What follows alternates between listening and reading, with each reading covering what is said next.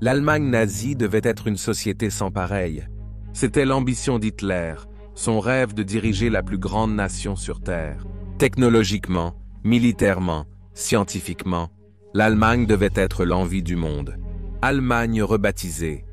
Allemagne deviendrait la ville la plus développée et prospère de toute l'histoire, sa magnificence laissant les célèbres capitales des anciens empires, comme Rome et Athènes, une simple ombre en comparaison.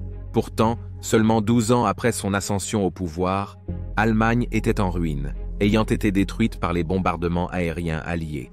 SE citoyens survivants, vivant dans la misère avec la plupart des commodités détruites et des lignes d'approvisionnement peu fiables, ont été poussés à défendre une ville qui était principalement des décombres et des corps, tandis que le bruit des tirs et des chars T-34 se rapprochait de plus en plus. Sous les décombres, dans l'exiguïté d'un bunker construit pour abriter le leadership avant la fin, Hitler et son Allemagne nazie semblaient symbiotiquement liés, alors qu'ils faisaient tous deux face à une disparition imminente. C'est l'histoire des derniers jours du Führer Adolf Hitler. Bienvenue dans les guerres du monde.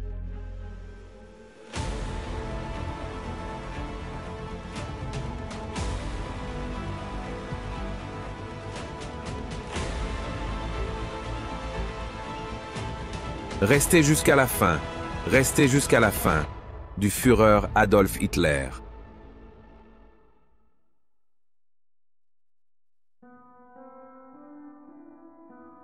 Bienvenue dans les guerres du monde. La construction d'un bunker pour la direction allemande à Allemagne a commencé dès 1936, commençant sa vie comme un abri anti-aérien avant que son rôle ne commence à s'élargir, alors que la situation de l'Allemagne devenait de plus en plus désespérée à la fin de 1944.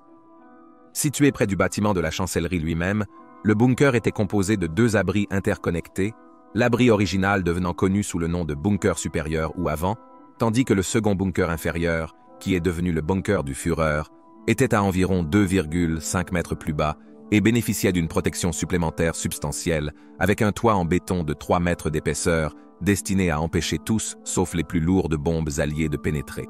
De là, le Führer et ses échelons supérieurs pouvaient continuer à commander les efforts de guerre de l'Allemagne, ainsi que la défense de la ville, alors que les bombes et les obus d'artillerie tombaient sans relâche au-dessus. Les communications avec les forces extérieures, initialement par téléphone et radio, sont devenues peu fiables, et le Führer a finalement eu recours à des garçons de la jeunesse hitlérienne utilisés comme messagers, transportant des messages écrits de Hitler aux quelques officiers restants de la Wehrmacht.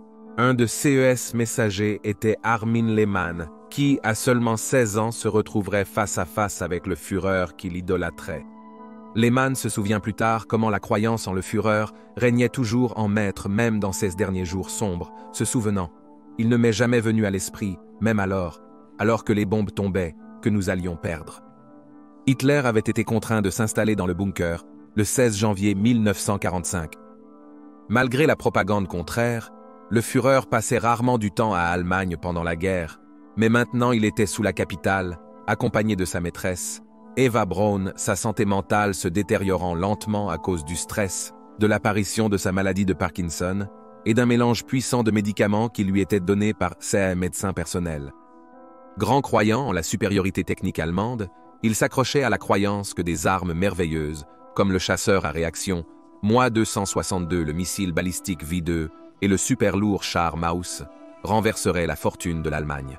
Mais cette croyance l'a lentement détaché de la réalité de la situation, l'infrastructure nécessaire pour soutenir de telles armes étant lentement réduite en poussière par les bombardiers alliés. Le bunker lui-même a également servi à détacher encore plus Hitler du monde réel dans lequel il vivait. Il avait été somptueusement décoré, y compris l'accrochage de l'un des tableaux préférés de Hitler de Frédéric le Grand, et disposait même d'une cave à vin bien approvisionnée.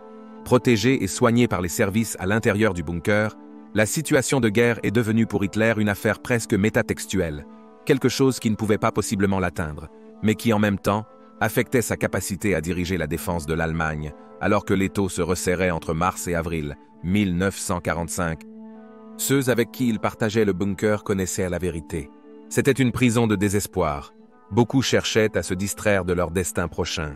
Martin Bormann, le secrétaire privé très détesté d'Hitler, est devenu célèbre pour ses voyages à la cave à vin et pour se livrer à sa débauche caractéristique avec des femmes se cachant dans l'abri des gangs de violeurs de l'armée soviétique. La décadence de ceux dans le bunker a ébranlé les croyances d'un jeune nazi engagé comme le jeune Lehmann de 16 ans, qui l'a vu de ses propres yeux alors qu'il recevait ses messages, puis ressortait dans le carnage des combats de rue entre les défenseurs de la ville et l'armée rouge. À une occasion, après avoir été témoin de l'orgie de sexe et d'alcool, Lehmann a été horrifié de trouver 2 hommes affamés à l'extérieur du bunker, en train de découper un cheval blessé pour se nourrir, la pauvre créature étant encore vivante et souffrante. Tel était le désespoir pour le citoyen ordinaire.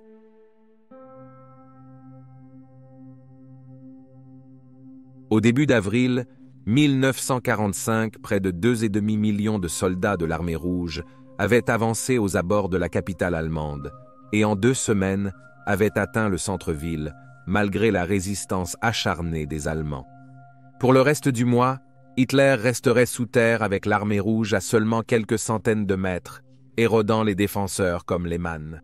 En plus de combattre à l'intérieur de la ville, l'armée soviétique l'avait également complètement encerclé, le leader soviétique Joseph Staline ne voulant pas que les dirigeants nazis s'échappent. Cela a eu pour effet d'interrompre presque toute communication avec le reste de l'Allemagne, qui était techniquement toujours sous contrôle allemand à l'ouest. Bien que la réalité de la situation était que de nombreux commandants allemands se retrouvaient maintenant sans un Führer, qui avait précédemment insisté pour diriger personnellement une grande partie de l'effort de guerre. Comme si cela ne suffisait pas, Hitler a également constaté que ses ordres à ses soldats à l'intérieur de la ville commençaient également à être ignorés si ceux qui les recevaient les jugeaient suicidaires ou déraisonnables, ce qui l'a conduit à faire une crise de nerfs et à déclarer pour la première fois que la guerre était perdue. Après cela, il a commencé à rechercher la méthode de suicide la plus fiable, amenant beaucoup de personnes dans le bunker à penser qu'il faisait partie d'un pacte de suicide. Le chef de la Luftwaffe, Hermann Göring, a proposé de reprendre la direction de l'Allemagne, estimant que Hitler était devenu incapable, mais Hitler a considéré cela comme une trahison et a exigé que Göring démissionne de tous ses postes et soit arrêté. Plus tard, le bunker a reçu des nouvelles, de tous les endroits, de la BBC dans laquelle Hitler a appris que Heinrich Himmler, l'ancien chef vénéré de la SS, avait communiqué avec les alliés occidentaux et qu'il croyait Hitler mort et qu'il avait assumé le rôle du Führer.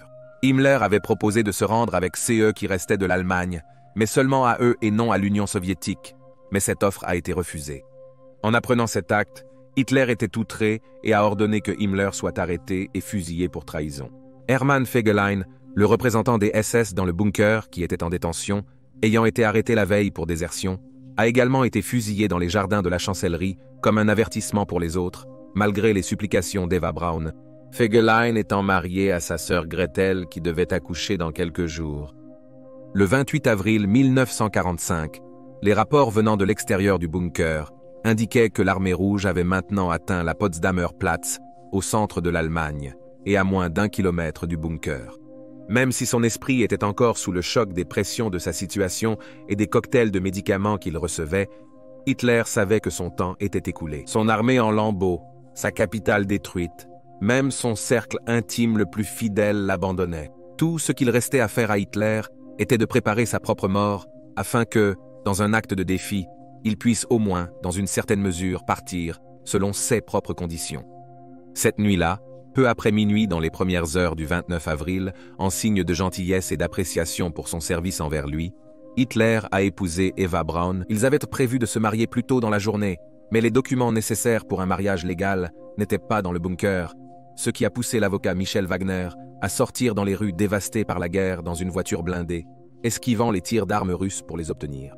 Hitler avait rencontré Braun lorsqu'elle était employée comme assistante du photographe officiel de Hitler au début de sa carrière politique. Issue d'un milieu catholique de classe moyenne, Braun passait la majeure partie de son temps avec Hitler loin du regard du public, sauf lorsque cela convenait à la propagande nazie, se divertissant en faisant du ski et de la natation.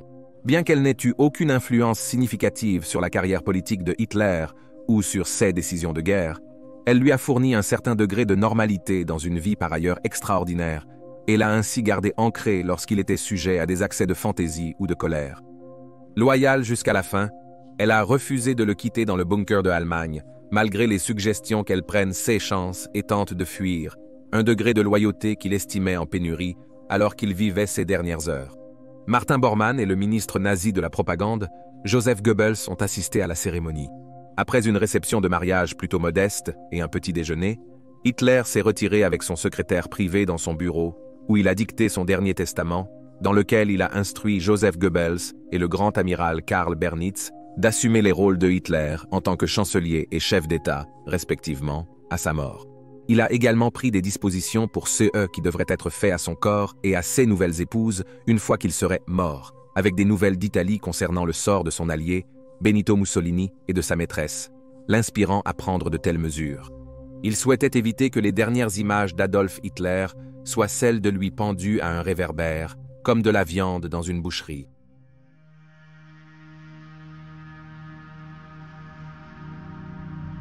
Aux premières heures du 30 avril, Hitler a examiné une dernière fois la situation tactique. Priant peut-être secrètement pour un miracle à la 11e heure, il n'y en avait pas. Les forces allemandes dans et autour de la ville étaient encerclées et mouraient lentement. Il ne pouvait plus rien faire pour l'aider. La Luftwaffe avait pratiquement cessé d'exister, et tous les pilotes nazis, sauf les plus radicalisés, ont pris l'air dans une tentative de fuir les alliés occidentaux, ne voulant pas être prisonniers aux mains des soviétiques. Vers 200 heures, Hitler a commencé à rencontrer les membres du personnel dans le bunker, y compris un médecin nommé Ernst Schneck, qui avait précédemment travaillé au camp de concentration de Dachau où il a participé à des expériences sur des hommes, des femmes et des enfants. En regardant Hitler, il décrira plus tard le Führer comme ressemblant à un homme diminué, voûté, avec des membres tremblants, des yeux injectés de sang et un visage sans expression. Le Führer les a remerciés pour leur travail, puis a laissé le personnel médical pour participer à une dernière fête, à laquelle assistait Madame Eva Hitler elle-même. Au milieu des célébrations, Schneck est parti pour utiliser les toilettes et a surpris une conversation entre Hitler et le médecin SS Werner Haase, où Hitler expliquait qu'il voulait mourir exactement en même temps que sa femme. Le plan impliquait que Hitler et Eva prennent des pilules de cyanure et se tirent dessus en même temps, mais Eva avait avoué qu'elle craignait de ne pas pouvoir tirer sur son nouveau mari. Craignant que le cyanure ne fonctionne pas, Hitler avait testé une capsule sur son chien bien-aimé, Blondie, et l'animal est mort presque instantanément. À 600 heures, les soldats soviétiques ont chargé le bâtiment de la chancellerie, mais ont été repoussés, et on a conseillé à Hitler qu'ils avaient moins de 24 heures avant que le bunker ne soit capturé. 1 heure plus tard, Hitler a suivi sa femme hors du bunker afin qu'il puisse profiter du soleil une dernière fois. Hitler a à peine réussi à atteindre l'entrée avant que le bruit de la guerre qu'il avait instigée ne le force à se replier pour la dernière fois. Le couple a déjeuné plus tard ce jour-là puis a remercié le personnel restant. Malgré ses ordres précédents selon lesquels tout le monde devait se battre jusqu'au bout ou être abattu comme un lâche, Hitler a finalement regretté et a dit à beaucoup d'entre eux qu'à la tombée de la nuit, ils devraient essayer de s'échapper plutôt que d'être capturés par l'armée rouge. À 1h430, Adolf et Eva Hitler se sont retirés dans leurs appartements privés et ont fermé la porte derrière eux. C'était la dernière fois qu'ils seraient vus vivants. Après quelques heures, le valet de Hitler, Henri Linger et Martin Bormann sont entrés dans la pièce et ont découvert leur corps sans vie. Le Führer, l'homme qui avait déclenché la guerre la plus dévastatrice de l'histoire, qui avait infligé une telle souffrance à une échelle industrielle à des millions de personnes, était mort. Selon les témoignages des hommes, le couple, qui n'était même pas marié depuis 2 jours, a été trouvé assis sur le canapé avec Eva à la gauche de Hitler, qui était affaissé avec du sang qui coulait de sa tempe, ayant au moins tiré sur lui-même. Eva, quant à elle, semblait relativement immaculée, mais l'air sentait l'amande, ce qui indique la libération de cyanure d'hydrogène. Le corps de Hitler a été enveloppé dans un tapis, et le couple a ensuite été porté à l'étage et dans le jardin derrière la chancellerie, où Hitler aimait autrefois promener son chien, Blondie. Le couple a été arrosé d'essence et ensuite, avec quelques difficultés, mis à feu. Les flammes ont rapidement recouvert les corps et les ont détruits au-delà de toute reconnaissance, éradiquant l'un des hommes les plus maléfiques de l'histoire. Mais alors que l'être physique a peut-être disparu, l'héritage du tyran perdure sous diverses formes encore aujourd'hui.